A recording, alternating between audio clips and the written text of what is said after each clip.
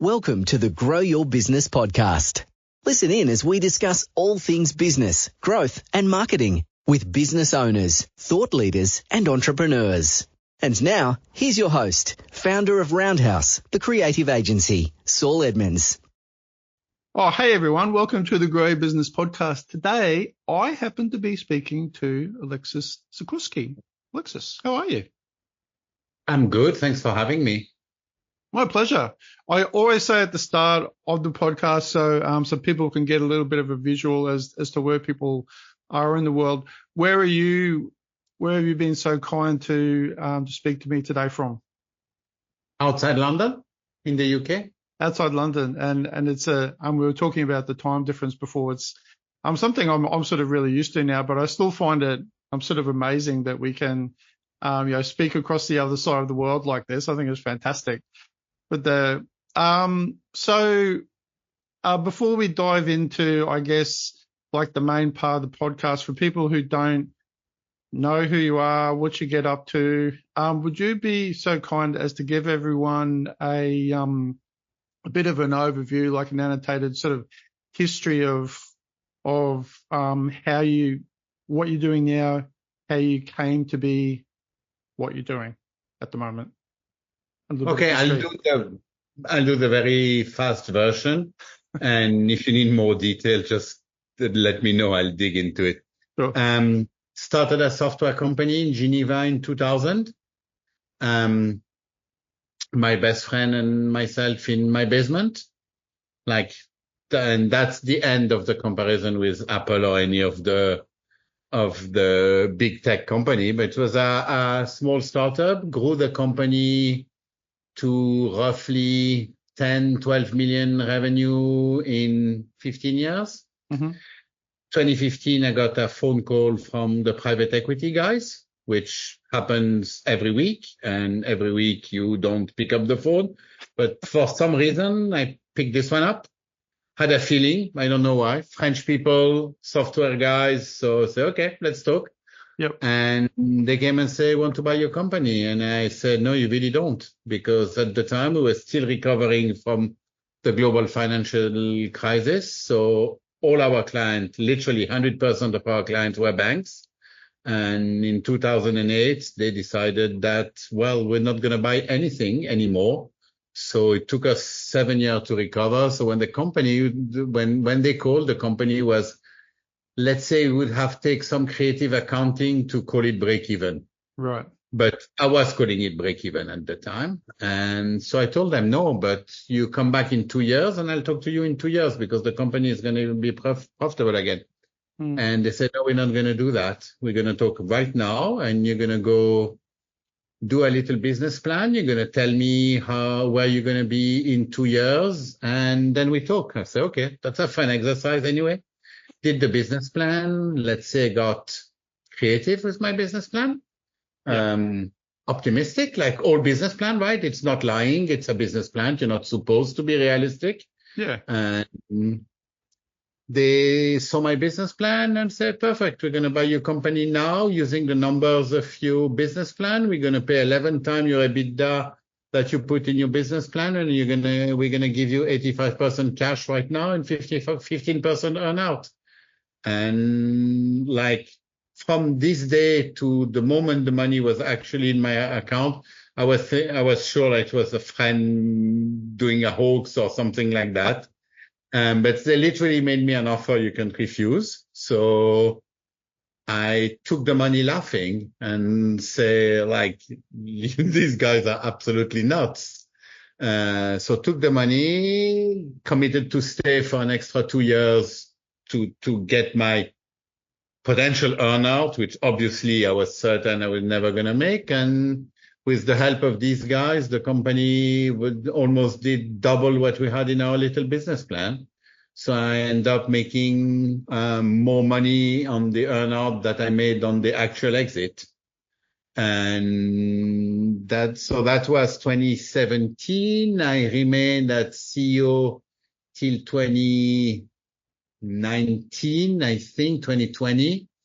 And at that point, we made a huge acquisition of a company that was bigger than us, And I noticed the guy who was running this company, the CEO of this company that we hired as our head of sales, were actually so much better than I was as a CEO. Like the guy had all the experience of international big group. He was 10 years older than me. He spoke Swiss German, which in Switzerland is important, and I don't, thank God. And I went to see the PE and say, this guy should be CEO, not me. Also came a time to my life when I was starting to get tired, like it's been 20 years of grinding. So I stayed for an extra year as a chairman, best year of my life. Like if you want the ideal job, it's chairman of a company. That's really, really the good job. They pay you full salary and you literally do nothing. And seriously, like they were paying the same salary that I was getting for 16 hours of work per day for a morning meeting per month. It's fantastic. I want that job back. And in 2020 or 2021, I sold the remaining of my shares because like I had enough and they made me a super nice offer. So I sold the shares to them. And then that's it. Moved to England. A year, maybe 18 months later, they sold the company for 160 million. So. And so your consultancy now, how closely aligned is the sort of work that you, or the sort of things you talk to people about, like outside of obviously your book, that we'll talk about too, which is, that whole experience. I mean, that sounds like, it's a remarkable thing to happen. It's probably not something that you could ever have imagined was going to happen, right? Not. Yeah, it was the most random thing that could have happened. It's like, I mean, it's probably a pretty natural thing for most people to go, oh, really? Is this a joke? Is it it's so out of the blue, but it obviously had a really big impact on you. So in your consultancy now, like it sounds like, and you can correct me if I'm wrong here, but it sort of sounds like that, obviously that whole experience was huge, and was that essentially the driving force behind then like what you're doing now to help other people to be able to bridge that kind of gap between, to sort of see the potential that these sort of seemingly random things can actually have a real benefit? Yeah, that's a really good question. First of all, I don't like my job. It's not really a job, but I don't like what I do right now to be referred as consultancy. Right. Because consultant, you expect they will actually do something, like produce PDFs and PowerPoint, and that's not what I do. I only work with CEOs and founders. I don't work with anybody else in the company. And my job is to sit with them and help them. I've been called by a client, and I like the idea of the CEO whisperer. So I'm not a consultant in the sense that you'll never see a PowerPoint from me or a PDF. But it's still a sort of a handy word, isn't it? Because that's what it's still, I'm descriptive, but I know what you mean though. Yeah. Is that sometimes it's not really apt. It's not 100%. Yeah. Yeah. I like mentorship better, to be honest. Yeah. You should. Yeah. Yeah. Because, I'm sort of branding myself. Like words are powerful, right? Like, words are actually, important for things, but you also have the point where you use a word because most people generally know what it means. Yeah. They go, okay, it means I consult, but if you call yourself, if you go, I'm a CEO whisperer, whilst it's actually kind of good, like I like that, but at the same time, some people might go, I'm not sure what that means yet until enough people use it. And it sounds a bit dodgy as well. It sounds like behind the potentially curtain. Could, yeah. And mentorship sounds so pretentious, like pay me, I'll be your mentor. You know what I mean? It sounds like, I don't know. Yeah, it does. It has the, I guess it's history too, whilst once again, it's also descriptive. It's like going, I'm a coach, I'm a mentor. But when you're speaking to the CEO of some huge company who's super experienced, then what is your role? And that's probably a good segue too, then into, I guess, just, revisiting that, question that I had about like the inspiration that you then had, like from that whole experience to start doing what you're doing now. Were there some key realizations? Because I find it kind of fascinating that someone, and so maybe you can expand on this a little bit, but that somebody obviously saw something very specific, either in you and the company, despite you going, no, I really don't think you want to buy it. They obviously saw something really specific in it, right? Like, or either in the company and or you to want to do that. And that was then the impetus for you to then go, do this sort of plan and think about it differently. So is those like sorts of things, or some of those topics, things that you feel, or do you find you're discussing them with people that you're helping go, oh, like, hey, like, maybe private equity is a good option for you? Yeah. So first of all, I thought at the time that it was completely random or specific, but with the knowledge I have now, I realize it's actually is not. It's a deal where the amount of information is not equal. Why is it a good deal for them and why is it a good deal for me is they know something I don't know.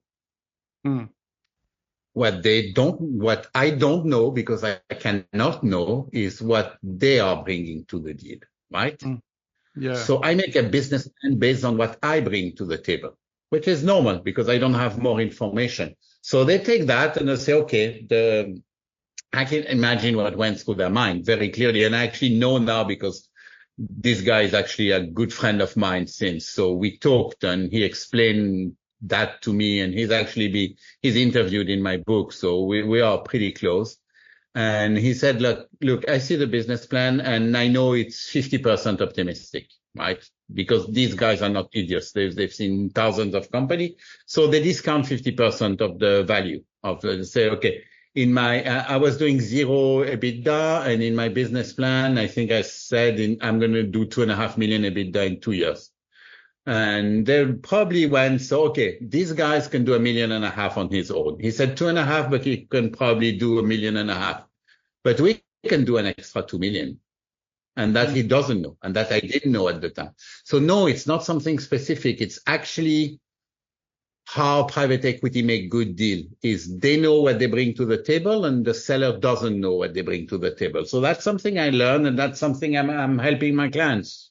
I'd say, okay, when you do your business plan, take into account what the private equity will bring to you. And the biggest thing is, of course, they have knowledge. Of course, they have networks, but they have cash. So they can do M&A. So that's what they did. And the reason they brought the company from, don't remember, maybe a 30 million valuation to 160 million valuation is mainly by M&A. Right? And so, no, it's not specific. So the reason I decided to start doing that is actually I started an executive MBA in Oxford, mainly because I was bored and like I had time and I had a bit of money. So I started executive MBA. And in the executive MBA, I met lots of entrepreneurs, because I'd say a good 25% are either entrepreneur or want to be entrepreneurs. And started talking to this guy and say, hey, you know what? Actually, I can help them because there's lots of stuff I know they don't know. So I started helping, and I said, well, that's a neat thing to do, actually, helping entrepreneurs. It's interesting people. It's a nice thing to do. And yeah, been there, done that. And you have so many people who try to help, but that actually never been there, never done it. Like, so that's why I decided to do that. Yeah, that's actually, it's a thing that crops up all the time. Not all the time, but like a fair bit when I'm sort of speaking to different people who are either, business coaches, whatever you want, and whatever term you want to to call, but like the experience, the real world experience, you can't really put a price on it, can you? Like that's the things, the little sort of nuances of I guess especially not just like business deals, but dealing with people. That's like that big skill it's very hard to quantify, and you can't go like there's like a measurement on on that kind of experience. But when you started to meet, like you were saying before, meet some of those other people, it's interesting too, because those it sounded like you didn't have like this sort of urge before then to go out and start to do those particular things, but it was being around those people that you realized that, and that there was this 100%.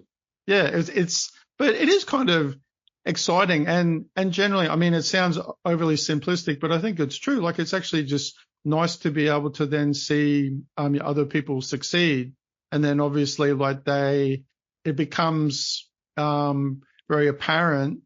It's easy for you in sort of retrospect, or for anyone that's done a bunch of stuff that other people haven't done. It's like super clear, and somebody mentions, it's like, oh, I don't know how to, like, what's this about, this part of private equity? And for you've been there and you've had the conversations and you've done all these things. So now at this particular point, like through this journey, what was the point that you decided it would be a good idea to write the book, which is called Cashing Out, right? Yeah. So and that's going to sound super new agey, and I apologize for that. But I realized that, well, I think I always knew, but that helping people is actually a value in itself. Makes you feel so good when you help somebody succeed and they actually succeed, regardless of the financial value of it. I do a lot of pro bono job, but less and less, because if people don't pay, they don't listen. I realize that. So and then I realized, okay, even if I go back to working 16 hours a day, which I'm not doing and which I will never do ever again, this part is specifically for my wife. And I would only be able to help a handful of people every year, because it takes time. So I said, like, how do I help more people? And the book is all that. It's like, how do you help more people? Yeah. I mean, it's just a practical thing, right? It's also it's just a quicker way to get information out there. But I mean, sort of saying, I think there's also value too. Like, it is very easy to go, oh, it sort of sounds a bit, woo-woo, a bit this or that. But I think the reality is too that outside of just the fact that it might make you or I feel good, I think the fact is too that when you help people, it actually makes whatever that industry is, or that little bit better. It makes like somebody else be a bit better informed, and like you don't necessarily know the flow-on effects of it, but it might make them a bit more informed and might make them have a slightly better opinion of somebody else because they're better informed. Like all these little things that flow into like the bigger picture, which I often think about it like that, because it's sort of about communication, a lot of it, and that if people are better equipped, then I mean, it's no guarantee that people won't do things that they shouldn't do, obviously, but it's still it helps too. So when did you actually write the book? I started, I think a year and a half ago. Took a year to write, give or take. Yeah. And then took 6 months to launch, because launching a book has become a very algorithmic thing. If you know what I mean, you need to know how Amazon works to successfully launch a book. Right. So Yeah. a big learning curve like that, because I wanted the book to actually be read. There is no, so tell that to your listeners. Do not write a book hoping you're going to make money out of it, because it costs way more than it makes. It's very popular. It's very popular right now. Everyone wants to write a book. Yeah, but it's like, it's not, I mean, unless you're like a novelist or you're super famous, it's really hard to make any kind of money writing a book. Yeah. But it's so rewarding. Like, it's hard to explain. Today, I had a meeting with a 30 years old girl who's a postdoc in Oxford, and she was talking to me, getting help on how to spin off her new drug that's going to cure cancer. Like, you don't get access to people like that in regular life. And I was like, Yeah.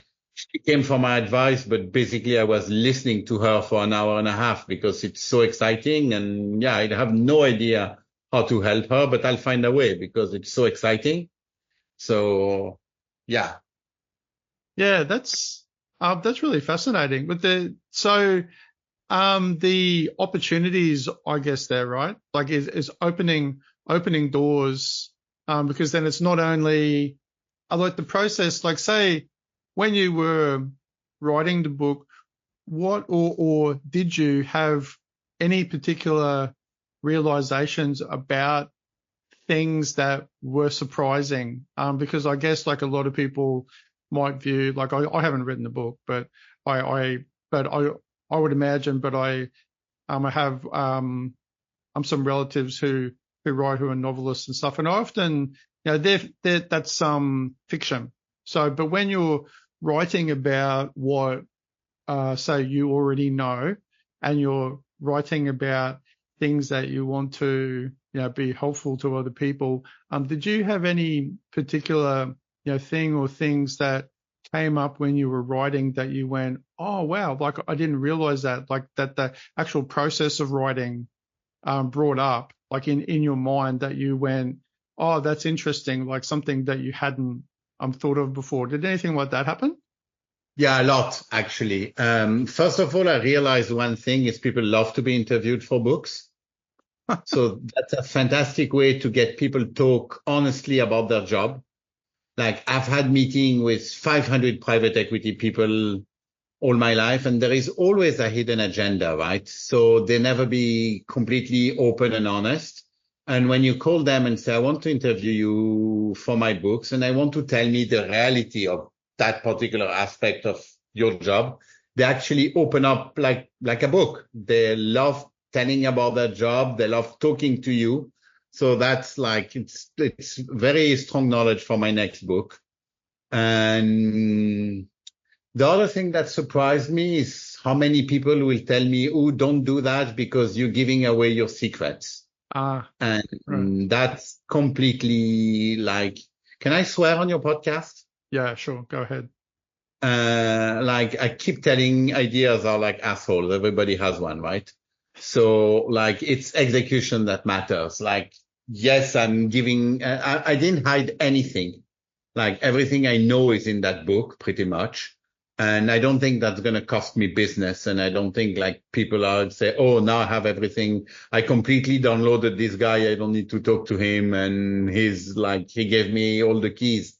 It's not how it works. It's not how life works. So that was like, I was surprised by people telling me, oh, don't write the book. Like, you're going to give away everything. Oh, was that? Oh, I understand. Yeah, right. Yeah, I always find that funny, because that to me, it sort of implies, it feels like a really ego-driven thing there too. It's like, wow, what you have to say might be super valuable, yeah, for sure, but is it like so valuable, or are you saying it in such a way that no one will like ever want to talk to you? And if that is the case, they're probably not your clients. They're probably not going to be. They're probably not the right person to talk to you. And you know what? Like, I always have a big imposter syndrome, right? Like, do I bring enough value for the people to buy the book? And then I actually did a little mental math, right? The ebook on Amazon is like $4.99. Am I bringing $4.99 of value? I definitely am. So that's how I fight the imposter syndrome. Yeah. But do I have to consider, is it worth $4.99? Yeah, it is. So I have no problem with that. Yeah, and then it's worth even more if they read it like 10 times then like $40, or like $50 or whatever. Yeah, and they can give it to their friends for free. So Yeah, share it around. But that's the great thing. I mean, that's I like anything, and I've often, I guess, because I've actually, if I reflect on it, it's probably because I've been talking to so many people on the podcast who've been writing books. Like it's been like quite a lot of people. I mean, you included, like people who are wanting to share, because it's my job. I see my job on the podcast is to help people share things they want to talk about. That's my job. So a lot of people are talking about their book, and I've been more and more sort of interested, not necessarily yet about writing my own book because I don't feel like I have anything to write about yet, but at the same time, I'm like, I'm always like, wow, that's, I know it would be incredibly hard because I sort of speak to writers and other people, but like that's why I asked that question before about, did you have any particular realizations? Because I keep imagining that would be, for me, if I was to do it, something that would happen a lot, that I would be just through the process of having to reflect on things like proactively, because you want somebody to read it and understand it and you want it to be good, you're putting a particular sort of focus on it, right? it definitely helped me getting better in my job. Really? The book. Yeah, 100%, because I didn't learn any skill that I didn't know, but just organizing your thoughts. And I wanted to organize it as a methodology with steps. And that actually now when I meet with clients, it's helped me structure my thoughts, right? There are steps in what I do is I take a company that's not there yet and bring it to 100 million exit. That's my brand, right? It's what I do. I take a company that does 5 million revenue and bring it to 100 million exit.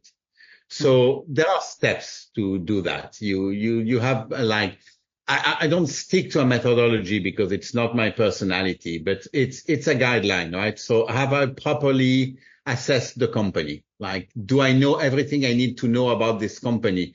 And does the CEO knows everything he needs to know? Does the founder? And usually the answer to that is no. I can tell you, like, in 100% of the case, the people I talk to don't know enough about their company. And one example is they don't know their numbers. They never do. Like that's the first thing is know your numbers. And it's a skill. They need tools and they usually don't have them. If you talk to the 20 million company, they have them. The 5 million company, they don't have them. Because it's usually not in their priorities, because companies are not founded by CFOs. Well, some are, but it's very rare. They are created either by tech people or by sales people.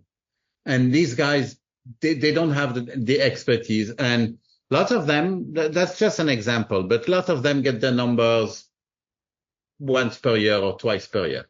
And I keep telling them it's like piloting a plane without a GPS.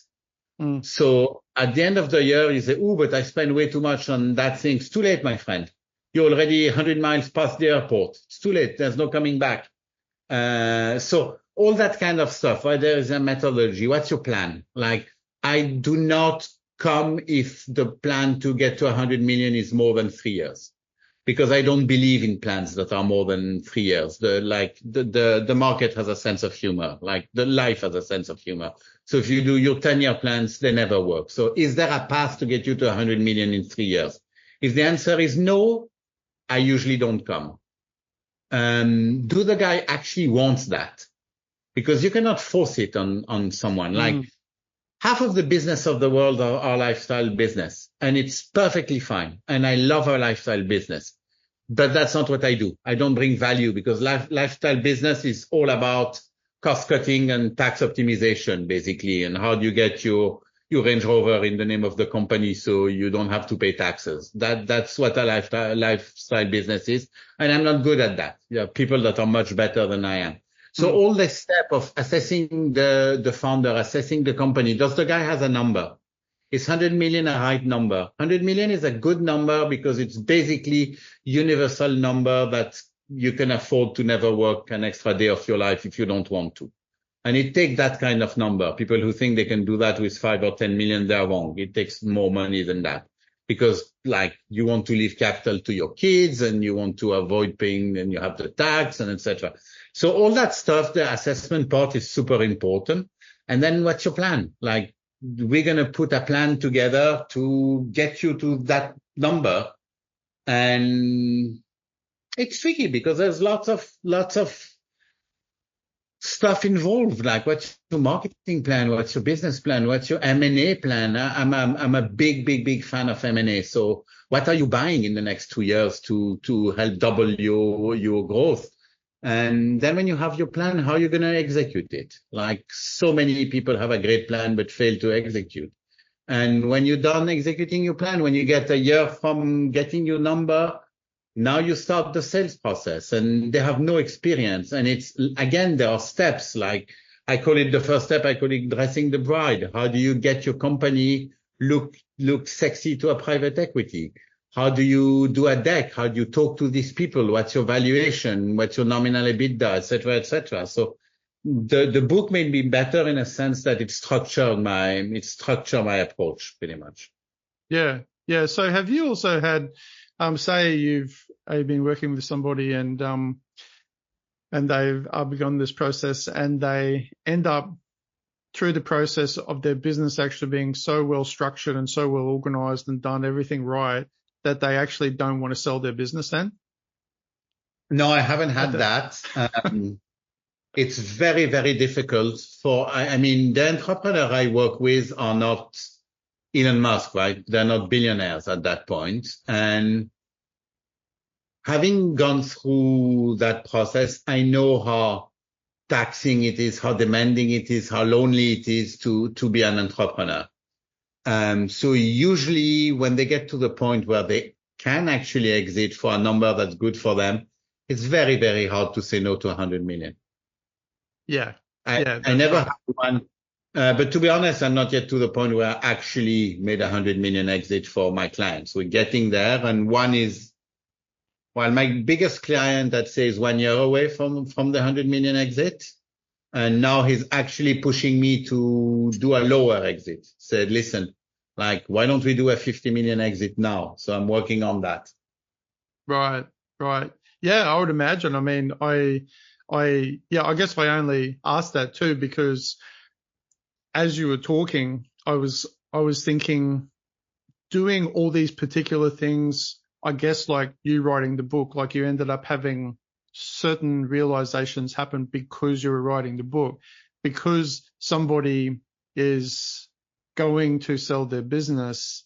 They, are thinking about their business perhaps differently with your, help then too, than they would otherwise think about it, which might mean like things are restructured, but, are structured better. The marketing's better. All these things are better. And then I thought, well, maybe like there's a scenario. As I was running through scenarios in my head, I was thinking maybe there's a scenario where somebody is like, wow, it's so good that I'll like hang on to it. But then you brought that up and I was like, well, yeah. I mean, like if there's a chance for somebody to do that, and then actually I guess that's like a segue to how many people that you've sort of spoken with or been working with have you found actually also like as a part of wanting to sell their business, they're using that as a facility really to pursue like some really specific other project, that the reason for doing it outside of just being able to make that much money out of it is also because they want to have the freedom to actually do a really particular sort of project that isn't the business. It's like something else that charity. I have one client who wants to change the world. he has a specific area where he wants to help, and he thinks he needs 100 million to have an impact on that particular topic. It's big. It's third world solutions, so it's expensive. And he said, like, I need 100 million to change the world, to make the world a better place. So I very strongly respect that. This one I want to help, like, more, like more than the guy who wants his yacht. Like, it's pretty amazing. Yeah, because I mean, you know, I get that, you know, someone going, I want to be able to sell the business and make a lot of money. That's on one hand, that's its own thing. That's like, yeah, I like money and it's going to be able to set me up for the rest of my life, etc. But in my mind, I guess because I've, you know, like a lot of people, you have different private projects and things you'd like to pursue. And, you know, it popped into my mind then. I thought, I would imagine there would be like a lot of people who want that, you know, larger figure for a very specific reason, you know, for that, like something like you were saying. Yeah, and there is another, like, very common is people, when they get to that point, are usually around my age, like in their 50s or even in their 60s. And their main goal is to be sure their kids are taken care of. Yeah. Like, it's a hard world out there. Like, I have 3.5 kids, and like, obviously I have 3 and 1 on the way. So obviously, like, my big boys are 23 and 21, and one is doing I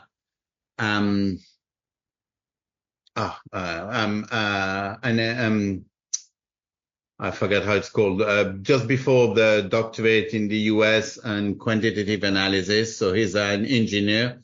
So this one is, I'm sure he's set up. The other one is studying hospitality, so he's going to be good as well.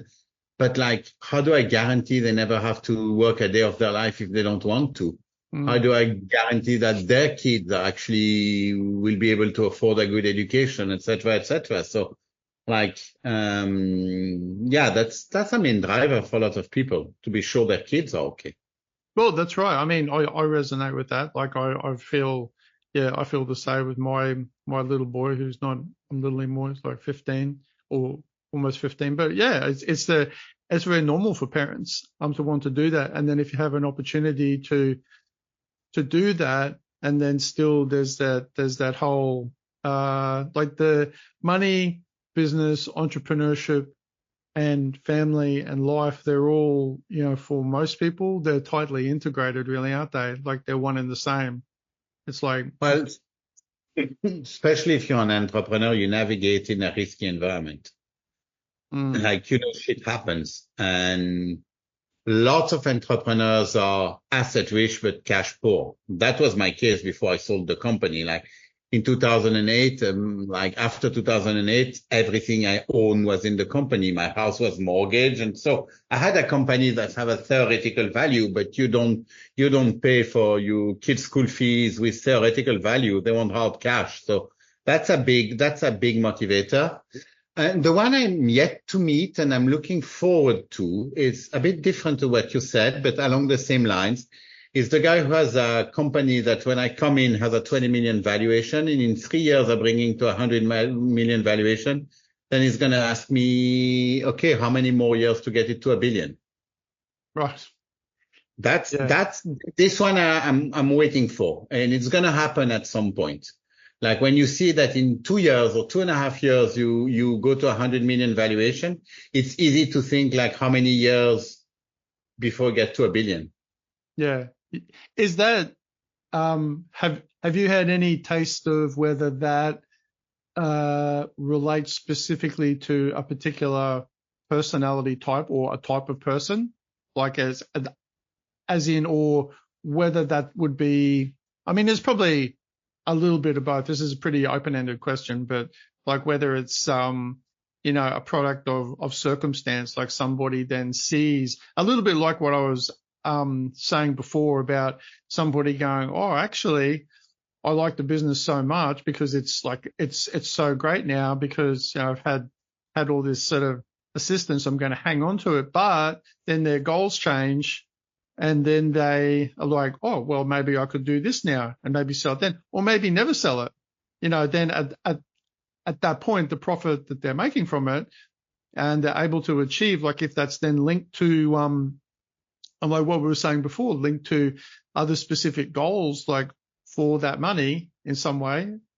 Yeah, that could happen. But remember something, if we're talking a growth business and not a lifestyle business, one of the absolute rule I put in place with my client, and he has to agree with that, is as long as I'm working with him, he doesn't distribute dividends. Because that's my ammunition to grow the company. If he starts taking money out of the company, I'm out. Yeah. It's right. That simple. Because then if he used my ammunition to pay for his yacht, I'm out. Then it becomes a lifestyle business. So perfect, run your lifestyle business, but I'm out. That's not what I do. So for the 2-3 years that the guy is working with me, he doesn't see any money. He gets his salary. Yeah. I let him give himself a very high salary. I'm fine with that. I don't care about operational costs. So I'm fine with that, but no dividends. Yeah. But that's the goal then, isn't it? That's like, you have to be able to do that to achieve the goal. And that's a conversation from like meeting number 1 or meeting number 2. Do you realize that we're going to grow your company from 2 million EBITDA to 20 million EBITDA, and you're not going to see a penny of this growth? You personally, you're going to see all the money at exit, but before that, you're not going to see a penny. You're going to see salary increase, but you're not going to see dividends. It's like the chef that's making the meal for the banquet, and they keep on having little samples of it the whole time. They're having them, have a taste of the. No, that's not how it works. So, like, maybe at some point I'll meet somebody who said, okay, now we are 100 million valuation. That means we make 10 million EBITDA. I actually don't want to sell. I want to continue taking my 10 millions per year. But it's not a good strategy, right? Because even if you take your 10 million per year, then you have no more growth, right? Because you have no ammunition. You have no war chest. You don't know how you're going to survive the shit happens situation. And 100 million cash will bring you 5 million per year with zero risk, right? So why would you risk everything to get 10 million per year instead of getting 5 million per year with zero risk? With the war chest idea and risk, I'm just generally, how many people do you come across who sort of push back on the need on that idea that to manage risk in that sort of way, to be like well prepared, who go, there's no real need. I'm obviously making this much money. There's no need to do that. That's like overkill. How many people do you come across who think like that? All of them. All of them, and all of them have to change their mind in conversation number 1 or number 2. And the question is, what's your war chest? How many months of burn rate do you have in your bank account? The answer is usually close to 0, and I want to bring them to 12 months. So that's one of the things they have to sign on the beginning. Like one of the number 1 goals is you have a war chest, because global financial crisis will happen again. Or like climate change will destroy your factory. Like how you're gonna survive these moments. Also, I need ammunition to make you grow. So your war chest is what you can invest in a new company. So like that, all of them need to understand that, and they usually do pretty easily because it's common sense, but it's not something like a lot of the people I talk to have not thought about an exit. They don't think about growth. They only think about organic growth. They don't think M&A because they're too small. They think they're too small to think M&A. They're 100% wrong. But like one of the first questions I get is, how big do I need to be to acquire a company? And I said, that's the wrong question. The only question is what your war chest and what can you afford? But if you do 100,000 per year of revenue, buy a company that does 100,000 per year, and you doubled your company. And that costs you $1 million. That means you need to have 200,000 in your war chest, and the rest you can leverage. It's stuff like that, right? Yeah. It's common sense. Yeah. No, I mean, it's all, or at least a part of it is almost like a numbers game, really, isn't it? It's like you get, to some extent, there's like, you've got X amount here, you can spend this on here if but then I guess the other factors then too, like how do you, I guess, trying to frame the question the right way, like when somebody goes, or if they've got a preconceived idea about private equity, right? And they're like, oh, that means that, it's like people have different perceptions. They go, oh, it's dodgy. I don't know if they're going to rip me off. I don't know this. I don't know that. How do you, I guess, speak to people about the potential for that? Like they get obviously that they will reach a certain point, I guess, in your relationship with them, that they understand that you're doing these things to help them grow to reach this goal.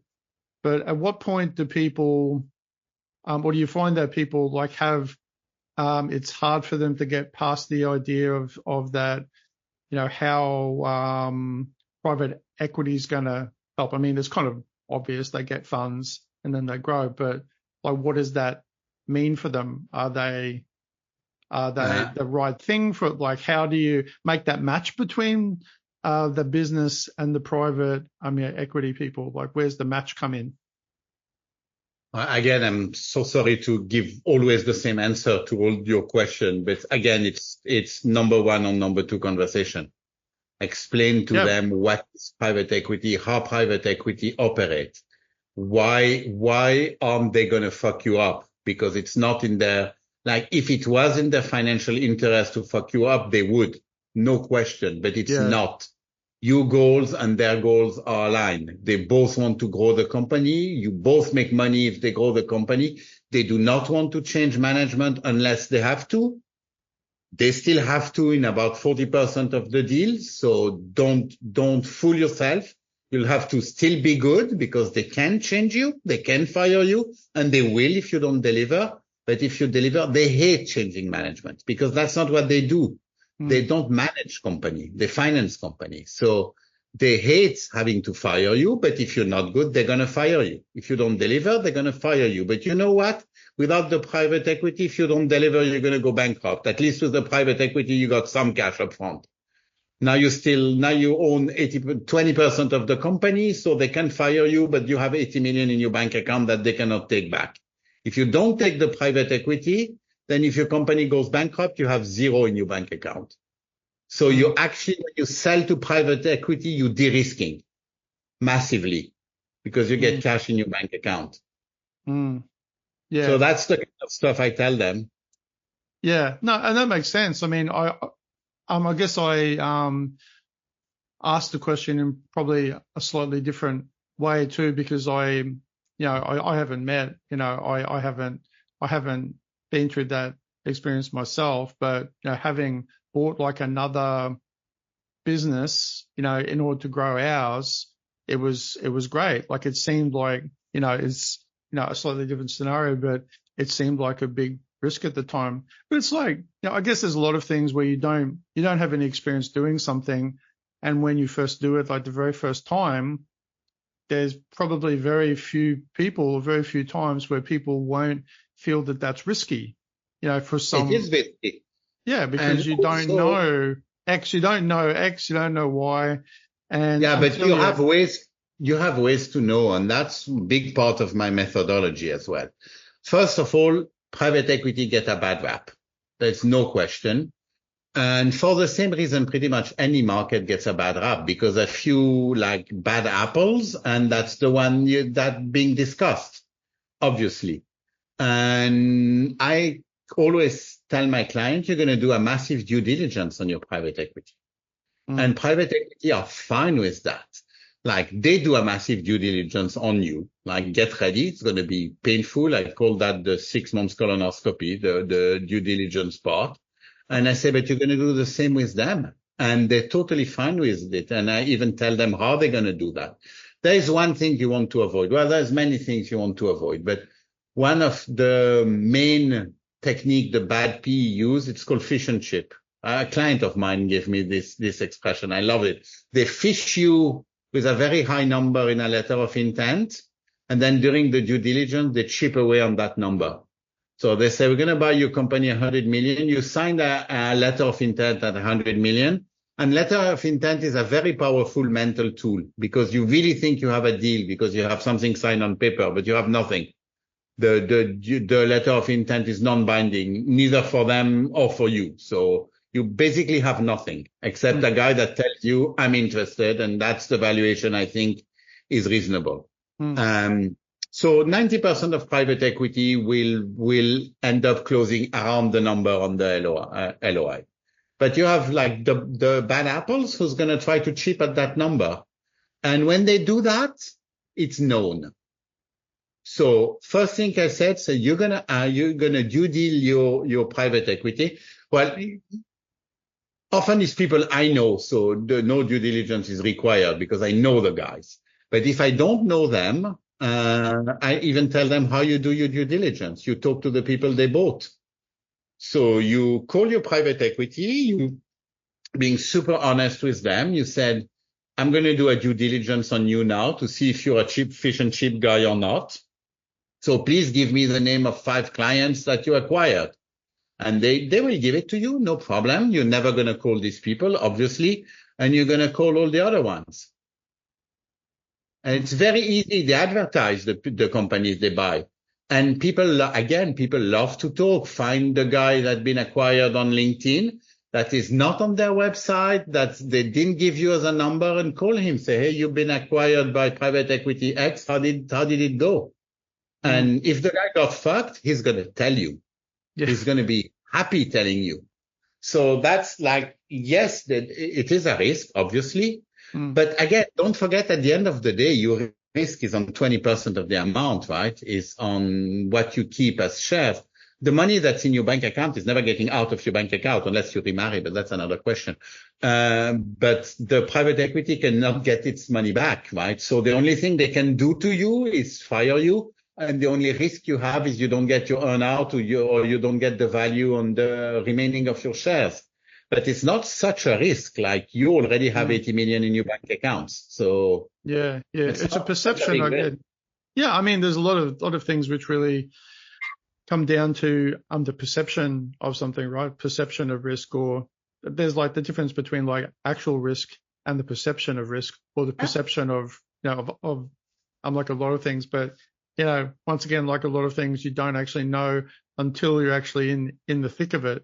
And you're, but like do you speak to people about the, like the point at which, the benefits outweigh the risk? Does anyone like have that as a big deal that they talk to you about? They go, oh, but this, that feels like I heard some friend who, this happened to them. Yeah. And then you have to count or like how easy these days, like this is like a similar version, I suppose, of what we've already been talking about, but like how much easier is it for you these days speaking to people? Like how quickly people get that the risk is is really not worth focusing on, in terms of like the benefits. People are all in, and they're well, I tell them that their friends didn't have me. Because I'm not going to let my clients getting fucked. That's right. That's kind of my job, right? So like, I had experience. I know the guys. I explain the risk, because the perceived risk is like, the conversation I have very often at the beginning say, oh yeah, but if I sell to a private equity, how do I keep control of my company? Well, you don't, buddy. You sold. It's not your company anymore. Like, you have to be realistic. You cannot, like, how do you say in English? Have your cake and eat it, or something like that? Yeah. Have your cake and eat it too. Yeah. Yeah. You sold, my friend. You're not in control of your company. You're now an employee. That's some things they need to realize. You own 20% of the company. If you operate well as your job as a CEO, this 20% is going to end up worth more than the 80% you sell, but you're now an employee of the private equity. You need to realize that. Isn't that that's funny, isn't it? Because I mean, that's a really to me, like that's really obvious, but yeah, it just occurred to me that I guess people would probably like have, even though, I mean, it's like going, I just like sold my car to the guy up the road. Is it okay if I go and like drive the car every now and again? Keep driving it. Yeah. They're like, no. No, you sold the damn thing. And there is another one that's really big. Oh, but will the guy fire all my friends? And the answer is, yeah, they probably will. They probably will. And you know what? You're going to probably fire your friends before you sell to private equity. Because the fact that they are your friends doesn't make them a player, doesn't make them the right man for the job. And you might not fire them, but you might relocate them. And that's like so common, right? The cousin who's the CFO, right? Because you're right now a 5 million company. You don't need a proper CFO. This guy's not going to be the CFO when you reach the point where you're going to sell for 100 million, because he doesn't have the skills to do that. So maybe he'll work somewhere else in the company. But will they fire my cousin? No, because you'll fire him before. Like, you need A players. One of the things I do, and that's also in my book, is like, you need A players at every position. So how do we get there? And what do we do with the B and C players you have now? Like, and no, it's, you have to be realistic. Like, but the big one is, how do I keep the control of my company? You don't. Like, you're an employee. Live with that. Are you okay with that? If not, you don't sell, because if you sell, you don't own. You work for them. Yeah, that's interesting. That's it never really occurred to me that people would have that perspective, because it sounds like obvious, you just like sold it. Yeah, but that's obvious. That would I would imagine that's sort of closely linked to the fact, that they've been spending all this time and energy and years probably running their business, and then all of a sudden there's a scenario where they don't have that anymore in probably a relatively short amount of time. And the whole paradigm, like, it all seems the same because they're still running the business, or they are, they're still in the same sort of. They're still the CEO. Yeah, they're still the CEO, but they're not the CEO. They're an employee. But they are. But they're like, no, they are. They're an employee and they are the CEO. Most CEOs in the company are employees. Like, the Fortune 500 CEOs don't own the company. They're an employee of the company. And if they're not good at their job, they get fired. Like, they've fired Sam Altman from OpenAI for 3 days, but still, like, you're a CEO, you can be fired by the board any day. It's like, you're now an employee. So people tend to confuse. Actually, it's confusing because of VC. VC make that confusing, right? Because if you need money to grow, then you will onboard a VC who will take a minority share of your company. And then how do I keep control is a very valid question, because you can.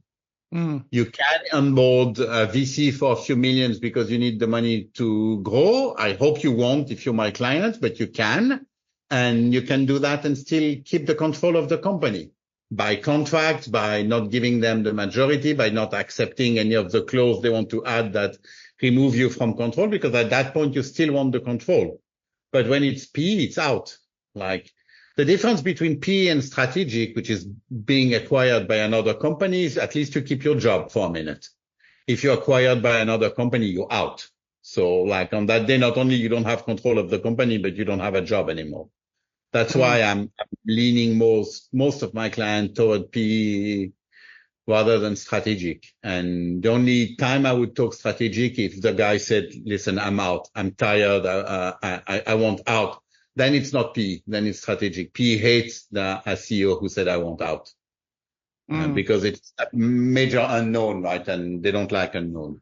So. That's risk then, isn't it? Too. Yeah, it's like, if you don't know when somebody's going to, somebody's on the edge, or they're not going to be a part of a team. Yeah. Now, like in any team, if like you're in a sporting team and someone was like, oh, I actually I don't really have my heart in it anymore. Yeah. You know, that's like it's very interesting. So usually the PE, when they acquire a company, they try to lock in the key employees. So they did that with most of my C-level guys. And not only C-levels, a few below C-levels, they went to see them and say, listen, you're going to get 5 million out of this deal. I would like you to put $1 million back in the company. And I would like you to have a non-compete clause for a year that you cannot leave and get to work for a competitor in the next year. So they would do that, and they would introduce the concept of good leaver, bad leaver. So we can fire you, but you cannot leave, basically. And they didn't put that in place with me. They say, you don't get a bad leaver clause. You leave whenever you want. And when you leave, you can either keep your shares or sell them. We don't care. And I like a couple of years later, I asked the guy, I said, why didn't you put a bad leaver clause? He said, because for us, it's worse to have a CEO that's not invested than to not have the CEO at all. Like you can force an employee to stay. You cannot force the CEO to stay if he wants to leave. So they didn't. I was surprised. That was one of the big surprises in the deal, that they did put a bad leaver clause for me. That's where the people skills come in too, isn't it? Like is that, you know, I guess somebody knowing those people, but it's, you know, I guess where people get some sort of sense of the sort of person you are, because like perhaps, I don't know the situation, but like perhaps if you were a different sort of person, they may not have done that. Like if they had a sense of you being a certain sort of person, you know, and maybe that's where the people skills come in. Maybe, and it's interesting. So they didn't put a bad leaver clause for me, but they tripled my salary. Right, right. In Switzerland, it's not common to give big bonuses. Like salaries are high, and you get 10% of your salary at the end of the year. I got 100% bonus every year, and so did my key guys, because they say, again, operational costs, they don't care, but they're here for growth. So operational costs, they don't care. So they pay super high salaries. They treat people super well because it's in their interest. Yeah. No. When I chairman myself, so basically I went from running the company to a kind of an honorary job, if you want to be honest. They kept me at the same salary. They said, you know what? I don't want to rock the boat. I don't care about operational costs. You keep your salary and you come to one meeting per month. I said, yes, sir. Best job of my life. Yeah. And it's a really interesting journey too, because like, you know, sort of hearing it, a lot of these things, like outside of all the numbers and the figures and everything, like there's all these things then boil down at the end of the day to the personal relationships you have with other people and like what people, you know, sort of are aiming for. And if everyone's on the same ship, you know, steering the same ship and in the right way, it feels right too. I mean, that's a bit sort of, you know, woo-woo, but a lot of it, La La Land, but it's still fundamentally true. Like, but it is true. Are aligned. Yeah, because whilst you can't, you're not gonna, you know, sign any deals off necessarily how you feel about things. It certainly is a factor. Like in that, you know, it's not the defining factor, but it is a factor. You know, I actually do prep my client to talk to PE because I know what they like with a CEO and I know what they don't like. And the client that I'm gonna sell right now, it's a massive prep because the guy is amazing. He's brilliant, but he ticks a lot of the box that the CEOs don't like. And I'm prepping him like very big example. One of the first questions they're going to ask a founder is, why do you want to sell? Like that's a very, very important question for them. And you have to give the right answer. And they hate if you say, oh, I want to sell because I'm tired, or I want to sell because a lot of, oh, I want to sell because I want to pursue other project. Bad answers. Bad answers. Like they want you. They're buying you. They're buying your company, not a company. Like they're buying you. So everything that gives them the impression that you're going to leave, they don't like. Good answer because I need the cash. Mm. I need to buy my house. I'm asset poor. I'm asset rich, but cash poor. I want to go on fucking holidays in the Maldives. I want to be able to rent a yacht for $150,000 for a week with my family. All that are good answers because that's the language they understand. These people understand money. So they understand that I want cash is a valid answer. So like they're going to evaluate, are you going to leave? And they're also going to evaluate what happened if he leaves. Like, okay, let's say the guy is what happened if he, stupid things, like I never had a life insurance my whole life. The first thing they made me sign is a 10 million life insurance to the company. If I die, the company gets 10 million cash. Give them a little leeway to find a better CEO. Yeah. Stuff like that. So yeah, they think of everything. You don't. So like, that's why you have to get prepared. Well, yeah. I mean, that's risk for them, isn't it? They're like, you know, investing a lot of money. Yeah. And it's so as we're, I guess, we've actually like explored a fair bit there, I think, Alexis, but I said at the start of the podcast, I'd ask you for a quote, and I've said on other podcasts, it doesn't have to relate specifically to what we're talking about. It could be something that you like to feel, but is relevant. But what have you got? What have you got for us? Okay, I got a quote actually from me. Does that work? Yeah. I have a quote that I ask all my clients to put as a print screen or to put it in their office. It's do not confuse what's urgent with what's important. That's if you have to summarize what I do in one sentence is this one. Like the biggest way CEOs fail is by confusing what's urgent with what's important. Like you have an unhappy client that's urgent, but that's not important. What's important is where are you going? What's your plan? What's your goal? And so that's my quote. Does that work? That sounds great. That's a good one. Yeah, actually that's about priorities. That actually ties in really well to, you know, the general message I think that you brought across. Like it's fair. It comes across to me as like a really good mix of being very pragmatic, which you obviously have to be, and there's a lot of like an understanding, which I can only imagine. Like there's a lot of sort of nuances, money, management, people, you know, all these things that sort of come together. There's a fair level of sophistication there to bring all those things, like to steer the ship. Like I think you say, like to steer the ship in the right sort of way for like, you know, a successful exit for somebody, which ultimately like it's about achieving a goal and everyone's on the same page, right? You know, and then you get to that point and you do everything the right way with the plan. But yeah, I think it's a fantastic sort of message. And so if people are listening to this and they want to find out more about you, where do they go online? We'll have a link to the LinkedIn. Find me on LinkedIn, use my name. It's easy. I'm easy to find. I'm lucky enough to have a name that's pretty uncommon. So find me on LinkedIn.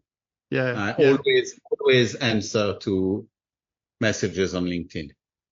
Yeah. And you've got a website too, right? Yeah, I do have a website, but it's like I'm better at advising than designing websites. Let's keep it that way. Well, that's probably I'm probably better at designing websites than advising. So I'm probably yeah. Well, I'm certainly not in a private equity. Maybe advising other things. Yeah. Yeah. I'm actually now my next project is, so with the book I help lots of people. with my consulting, I help a very small number of people, but I talk a lot with people who are in a situation like they could use my help, but they cannot afford my help yet. All your 1 million companies, right? And they cannot afford to pay me. And to be honest, not only they cannot afford, but they don't have the mental availability to do what I tell them to do. So I'm trying to devise something that would help these people, like some kind of cohort based, something like that to help the 1 million people, because there's lots of them and lots of them in social media stuff and in things that like they really would benefit from a bit of a methodology. And they're going to be the people who might be the next sort of step up, right? Yeah, at sort of some point. Maybe. Yeah, maybe. Maybe. I think they might have missed that boat already. Oh, sure. I think lots of like, I think the guys who's going to be the next one are going to be the AI guys. Yeah. But maybe some of them will for sure. Yeah. Yeah. No, that's great. Thanks so much, Alexis. Really, really interesting. And I really hope people listening, get something out of this conversation. I think there's a lot of, things for people to think about. And you got any parting words for us? Just don't be scared. Don't be scared. I like it. That's nice. Thank you. And thanks everyone for listening again to the Grow Your Business podcast. And we'll see you again soon. Say goodbye to everyone, Alexis. Bye-bye. Thanks for listening. Bye, everyone. See ya. Thanks for tuning in to today's episode of Grow Your Business. Have a great day, and we'll see you next time here at the Grow Your Business podcast.